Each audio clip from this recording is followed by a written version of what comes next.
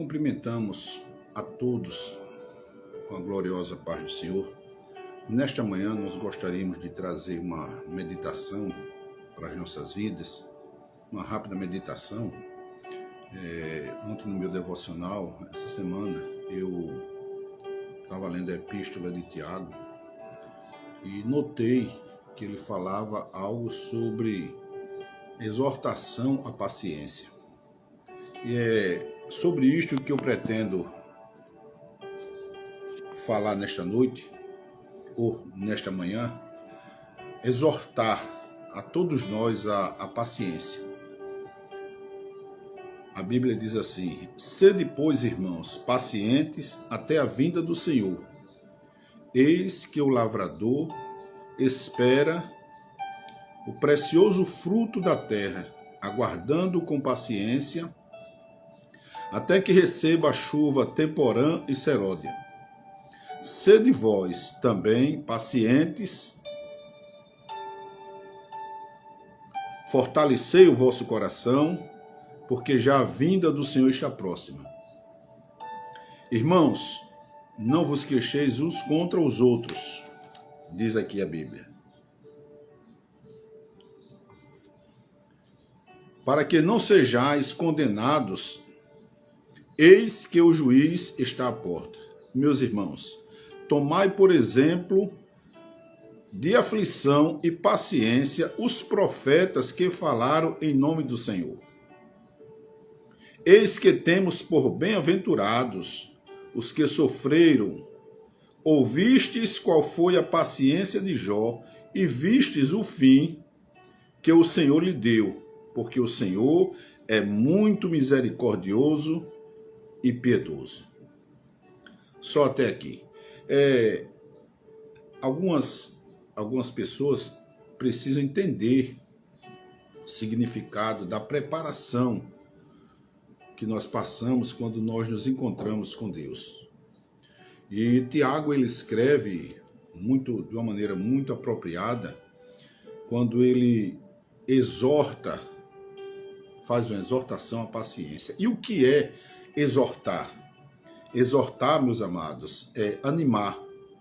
Exortar é você trazer ânimo para uma pessoa. Exortar é estimular aquela pessoa a agir daquela forma. Então, a gente precisa saber e começar por aqui, sabendo que nesta manhã nós estamos sendo animados, estamos sendo estimulados a agir e pensar desta maneira com relação à paciência. E ele vai dizendo aqui, Tiago, vai estimulando todos nós, e ele fala algumas coisas. Sede vós também pacientes, esperando o precioso fruto da terra, aguardando com paciência até que receba a chuva temporã e seródia. E o que é temporã e seródia também? Temporã é aquilo que ocorre antes do tempo ou fora do tempo na colheita, ou seja, nas estações de uma fruta. Uma fruta temporã é aquela fruta que dá fora de época. E pode ser também na época ou antes da época. Então, temporã é algo que ocorre fora da época, da estação própria, ou depois da estação própria. E seródia vem de serótium, serótinus, uma expressão, uma palavra que vem do latim. Serótinus, seródia quer dizer tardio, à tarde, já depois que passa o final do dia. Então, Tiago, ele nos exorta que devemos aguardar o fruto com paciência, até que venha, receba a chuva fora de tempo, antes do tempo ou depois do tempo, já muito tarde. É esse o exercício da paciência. Sede vós também pacientes, fortalecei o vosso coração, porque a vinda do Senhor está próxima. E ele, nesta manhã, ele nos exorta, através da sua palavra, a fortalecer o nosso coração. Porque é do coração que procede tudo de bom e de ruim, irmãos. Não é da mente, não é do estômago. É do coração que procede todas as coisas. Com o coração a gente maquina, você sabe disso. Então, A Bíblia manda que a gente, ou seja, Tiago manda que a gente fortaleça o nosso coração nesta manhã. Irmãos, não vos queixeis uns contra os outros, para que não sejais condenados. Eis que o juiz está à porta. Meus irmãos, tomai, por exemplo, de aflição e paciência os profetas que falaram em nome do Senhor. Eis que temos por bem-aventurados os que sofreram. Ouvistes qual foi a paciência de Jó e vistes o fim que o Senhor lhe deu. Porque o Senhor é muito misericordioso e piedoso. E ele cita também aqui os profetas. Todos eles, meus amados. Se nós formos olhar para a vida dos profetas, desde Isaías, Jeremias, Ezequiel, Daniel, Oséias, Joel, Amós, Obadias, Jonas, Miqueias, Naum, Abacuque, Sofoneu, Ageu, Zacarias e Malaquias, até o último, João Batista, ou seja, todos eles passaram por muitas aflições. Todos os profetas, eles passaram por muitas lutas, por muitos momentos de angústia, por muitos momentos em que eles tiveram que esperar algo da parte de Deus. E a Bíblia diz no livro de Hebreus que muitos não receberam a promessa, mas creram e viram de longe, para que nós fôssemos aperfeiçoados nele. Então, muitas vezes nós lemos a Bíblia e nos esquecemos de entender que esses homens de Deus que falaram de Deus, que pregaram, que trouxeram mensagens de Deus, que ouviam a voz de Deus diariamente. Isaías ouvia a voz de Deus, Jeremias estava no conselho do Senhor, ouvia a voz de Deus, Deus vinha a ele com a palavra, ele vinha no conselho do Senhor, ele sempre estava entrando em contato com o seu Criador. E ele sofreu muito, irmãos, muitos momentos de angústia, de aflição, que nós passamos hoje em dia. E a palavra hoje é para você que talvez e com certeza esteja nesses momentos de angústia, nesses momentos de aflição, nesses momentos de ansiedade, nesses momentos de desespero. Nesses momentos que você acha que nada vai acontecer, nesses momentos que você também deixa os caminhos do Senhor, não procura mais a Deus, não procura estar no conselho de Deus, não procura estar na presença de Deus, nem ouvir a voz de Deus. Todos eles passaram por momentos de angústia e aflição. Todos esses profetas tiveram os seus dias maus, como nós temos os nossos dias maus, nossos dias em que nós achamos que a gente trabalha e nada acontece, falta-nos a paciência, as coisas elas não aparecem do jeito que a gente pensa que aconteceria. E ele cita também o caso de Jó, um caso emblemático aqui na Bíblia. Todos nós conhecemos. Ele cita o caso em que Jó perdeu todos os seus bens, perdeu toda a sua família, só lhe restando a mulher, e ainda por cima foi morar na lixeira da cidade, um homem que tinha tudo, era o homem mais rico do Oriente. O homem mais rico do Oriente. Ele tinha camelos, bois, vacas, ovelhas, empregados, servos, servas, oferecia sacrifício, um homem que tinha posses, um homem que era humilde, que falava com as pessoas à porta da cidade, um homem que tinha todas as coisas, de repente, da noite para o dia, foi atacado e perdeu os 10 filhos, perdeu as casas, os bens, perdeu tudo, ficou de esmola com uma chaga maligna no seu corpo, da cabeça à planta do pé, e pegou um cara que foi morar para se coçar e foi morar na lixeira da cidade. Imagine você, que situação. Aquele homem que era milionário, hoje morando no lixão. E ainda por cima, a sua mulher pede que ele pergunta a ele se ainda retinha a sinceridade com Deus. Que ele glorificasse a Deus e morresse.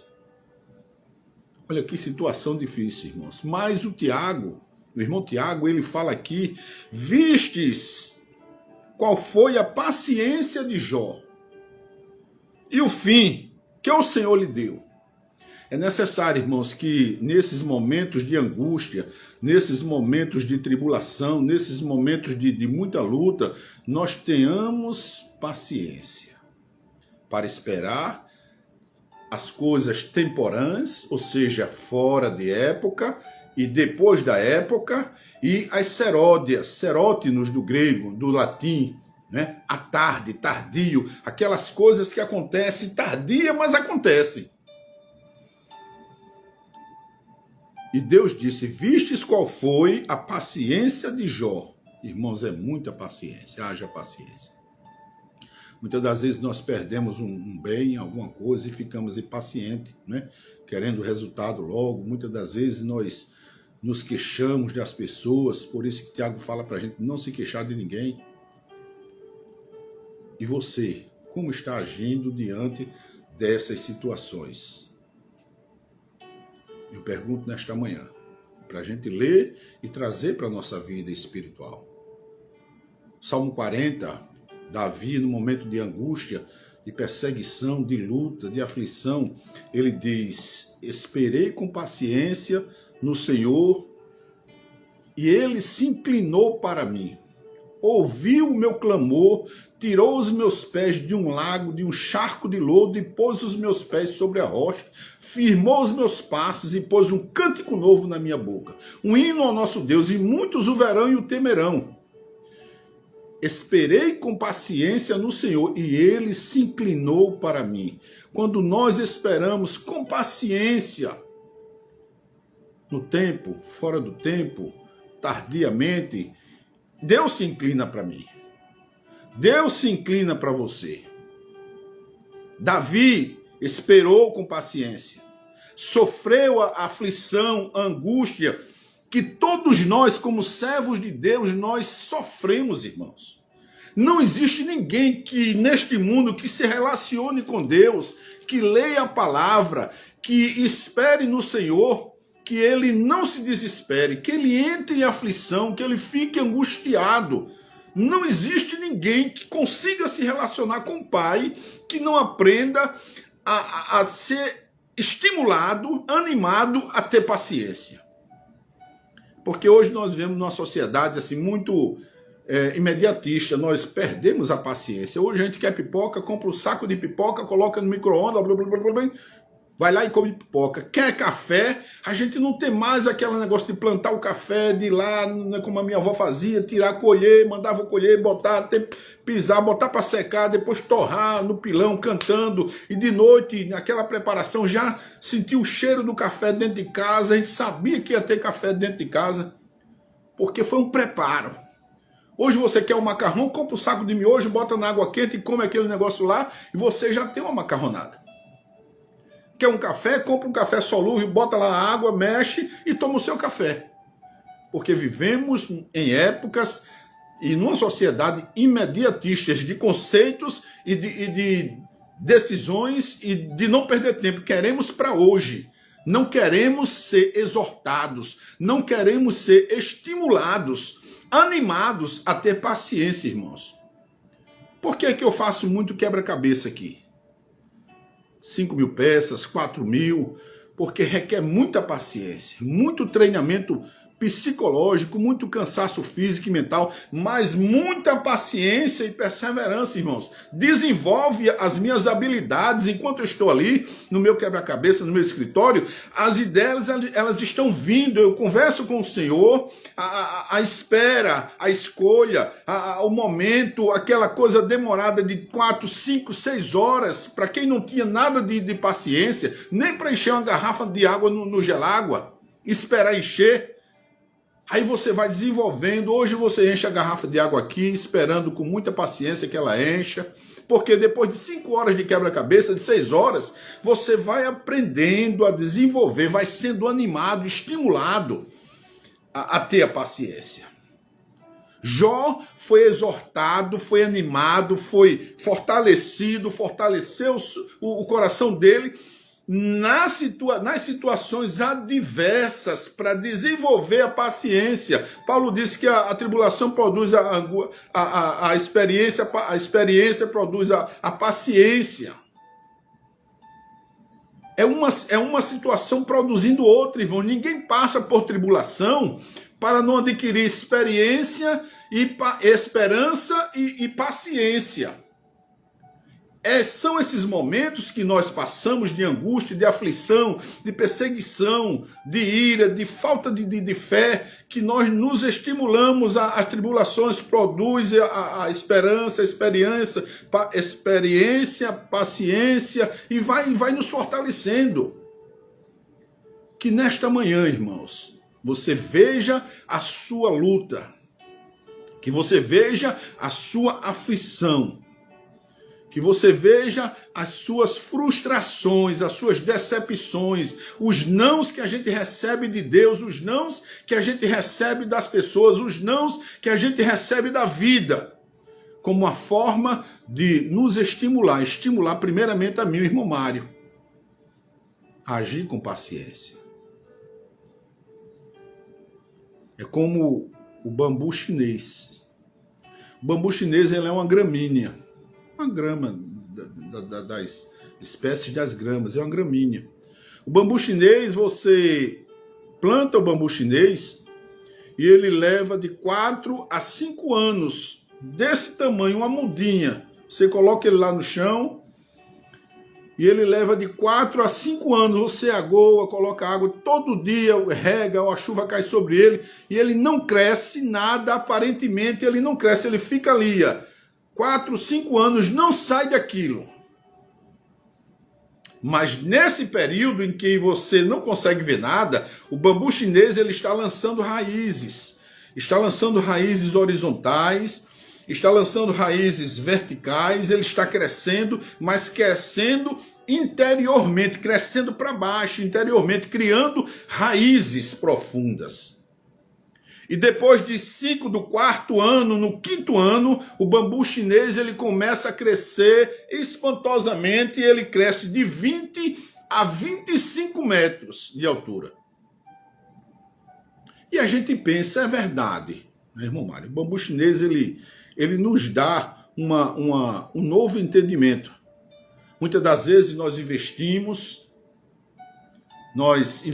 o tempo, investimos o nosso esforço, nós cuidamos da nossa empresa, dos nossos negócios, nós investimos ali, gastamos, nós lutamos e a gente não vê um crescimento rápido, a gente não vê aquele crescimento externo, não vê aquela explosão, não é?